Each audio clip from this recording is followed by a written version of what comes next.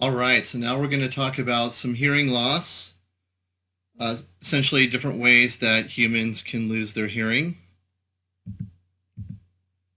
In general, there are two types of hearing loss.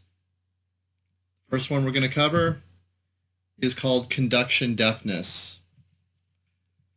Basically, with conduction deafness, the bones connected to our eardrum are failing to transmit sound to the cochlea.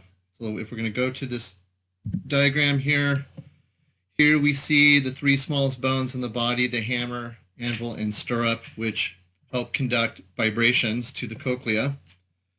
So what we're saying is that there's some kind of problem in this region where there's maybe some kind of obstruction or issue, and therefore the sound waves are failing to conduct to the nerves. The good news about this one is that it can be corrected by surgery, typically, and they would help remove that obstruction to allow the bones to function appropriately.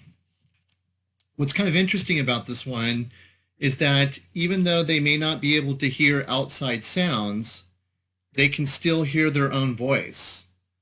So we think the reason that is those sound waves are being conducted through their skull bones, and it may be enough to stimulate the nerves where they can detect those sound waves. So I thought that was kind of interesting.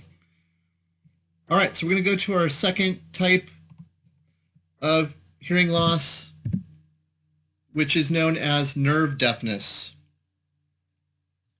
Basically, when we're saying it's nerve deafness, as the name implies, it's a problem with the nerves. So more specifically, the cochlea, the hair cells, or even the auditory nerve. So if we go to this diagram here we have our cochlea, which has been unraveled.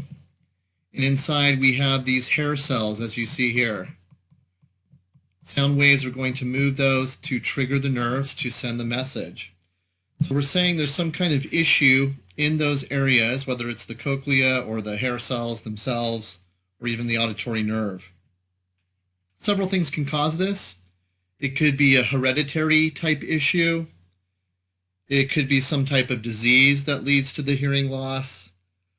It could also be exposure to loud sounds. So this may explain why when you see those kind of older rockers out there who are basically deaf at this point because they've been playing their whole life in concert venues with very loud sounds, and we think that may have damaged the nerves. You know, I can personally relate to this one. When I was a teenager, I used to listen to Rush a lot with my headphones, and I think I've actually paid the price for that. So we know that loud sounds can create these problems. So guys, please, when you're listening to your earbuds and headphones, make sure the volume is at an appropriate level and don't overdo it. As we've discovered, it can create problems. So this one, in terms of correcting it, it can be repaired with surgery depending on the case. Typically, it's going to be hearing aids, which allow the person to, be able to detect those sounds. Unfortunately, severe cases, it may not work, but for a typical case, probably. And what's interesting is that when this happens, this hearing loss, it may be a certain part of the vascular membrane that's affected. So for example, if we saw that this region of the nerve cells were damaged, they may only be able to detect certain frequencies. So if this was the higher frequency section, they may not be able to hear those sounds, but they could hear other type of noises like the lower sounds, as an example. So it seems to be located in a particular region. All right, some other things to keep in mind is that as humans, we are susceptible to hearing loss around age 40, so that's pretty normal developmentally to start to experience problems. We know these problems are more of an issue when it's noisy. So for example, if you're eating dinner in a crowded restaurant on a Friday night, it may be hard for this person to follow the conversation because we think it's difficult for them to filter out background noises. The book also points out, that even before the person gets their hearing aids, they may have experienced damage.